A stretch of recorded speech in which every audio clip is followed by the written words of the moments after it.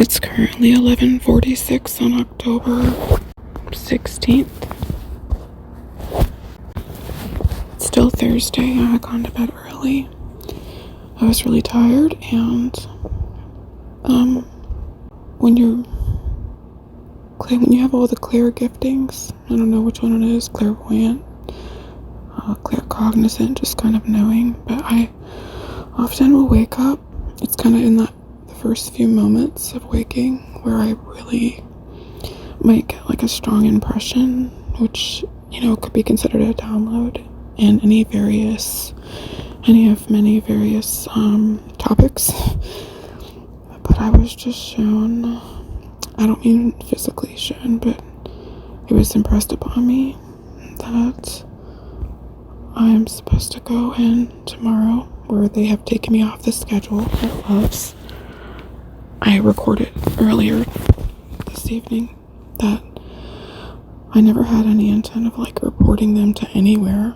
I just wanted them to take into consideration the things I'm asking for them to look at, instead of just keep dismissing. And these are not things to just be dismissed. The download, essentially, or what I'm understanding now, is that I'm supposed to go in there tomorrow, and I will be using something I use often, which is a recording app like I'm using right now. And I use it to record when I sing or with my poems. And I'm going to respectfully ask to speak privately with whichever manager is on. And I'm going to, start from square one of, can you help lock me in? I'm supposed to be working today. And take it from there, one step at a time. And it's most likely not going to be handled in an appropriate manner. And it's most likely going to be that they might fire me, or maybe rudely speak to me, tell me, kind of in whatever way. They might use whatever words, but kind of who do you think you are? You're just starting trouble, or who knows? I have no idea. I have no idea what kind of way it will be said, but what I mean is just a negative, unreceptive response. And maybe they'll flat out deny that my hours being cut back to 16 from, happened 36 last week, but it was supposed to be 32 this week, just because that's what they assigned, not because I'm supposed to be hired as a full-time, but they told me it might take a month for it to be full-time hours because I'm in training, and so anything that's at least 30 I feel is fair. But I'm going to ask about, is this how y'all do, that you just use the app and just adjust people's schedules without even so much as contacting them and giving them, proper notification, actually you won't need to call your taxi driver and ride out here tomorrow, because we don't need you after all, And the only real reason they would ever have for that is if, they just somehow, they've been doing, they've been kind of not really truly repaving, but whatever that top layer of asphalt is being done in the parking lot. So let's say that they knew they were going to just not hardly have, near as many people because they weren't going to have gas open or something for the day. That would be an acceptable reason to be told, that we just don't need, several of our employees today because we're going to be short, much more shorter in customers. So, it's kind of been revealed to me it's not going to go in a proper manner on their part. And I will have evidence to go to a lawyer, whether a lawyer would represent me pro bono, or I might just come back here,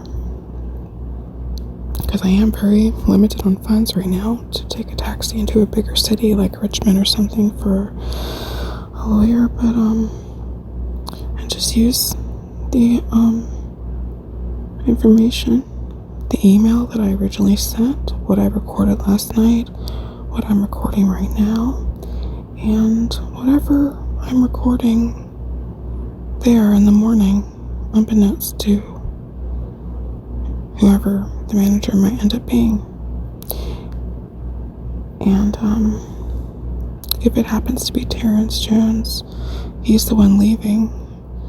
Like he resigned, and this is his last week, yet he just hired me last week.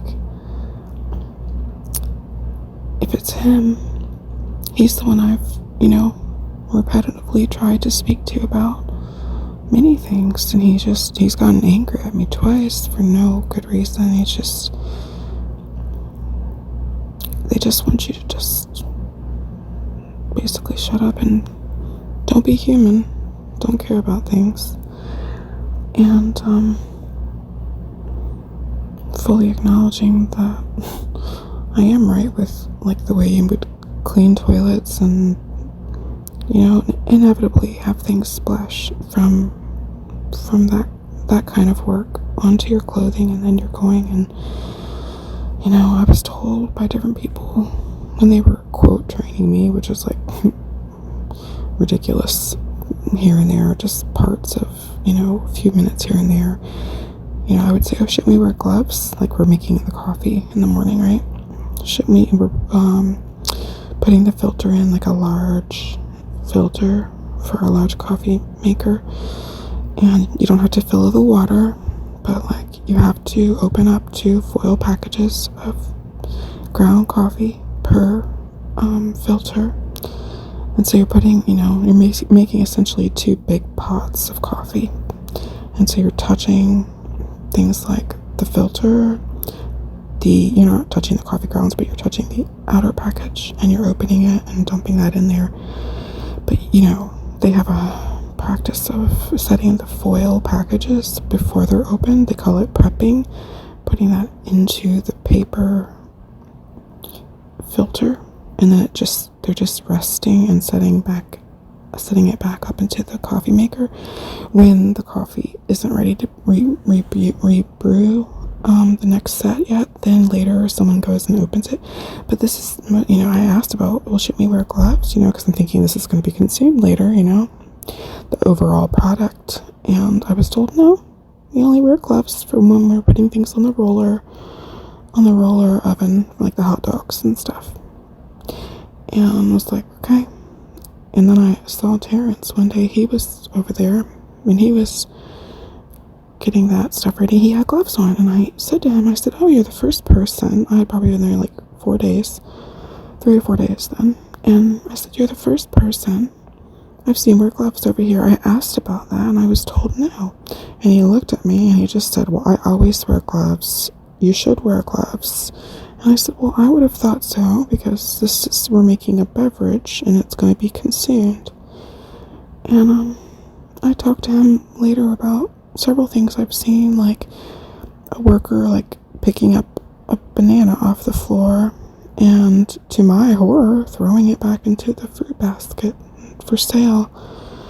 And I was just like, no one wears gloves when they bag up ice. I had to bag up 10 bags of ice to sell, and the lady was showing me how to use the little thing that like attaches the bag, so that, and to my horror, she picked up, the bags come on this like plastic thing, and it makes it where you can load the ice using this very simple little like plastic holder, and it takes about 3 big scoops of ice to fill the bag. But she picked up this huge amount that had fallen on the floor. It wasn't her fault that they were on the floor. They were on the floor when we walked back there, and they just kind of plop them on top of like a wash machine where they wash the dirty towels and stuff. And she just picked it up and plopped it back on top, and then she proceeded to take 10 bags and put them on the little simple plastic holder and showed me, how to use it. And I said, shouldn't I wear gloves if I'm going to be bagging up the ice? Because I'm thinking, yes, ice can be used for a lot of reasons, but sometimes people are going to want to put some in a cup and consume it eventually as their drink cools, or the drink, as the ice melts into the drink. She's like, no. And I mean, I'm pretty sure she had, scratched her head, and it's not anything about her. I'm just saying, like, we'd come from like vacuuming, and you really can just come from almost doing anything into the next thing. And the food and the cleaning of like bathrooms and showers, just back and forth from one area into the next. And it isn't sanitary because there's no consideration, at least not by most. Terrence was wearing the gloves making coffee. I keep thinking we should be wearing gloves for doing this or doing that, and I'm being told no. And so, except by Terrence with the coffee, like I said. But like, when I'm initially talking to people who work there for, much longer than me, I'm being told no. And anyway, I don't think it's gonna go well tomorrow. Well, as far as like being handled in an appropriate, respectful manner. Like, okay, these are your considerations. You're right. These are not good practices. We're gonna change that.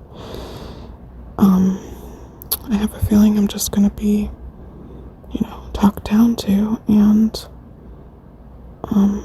that's okay.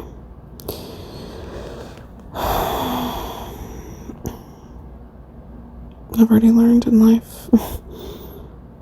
I'm often used in these situations.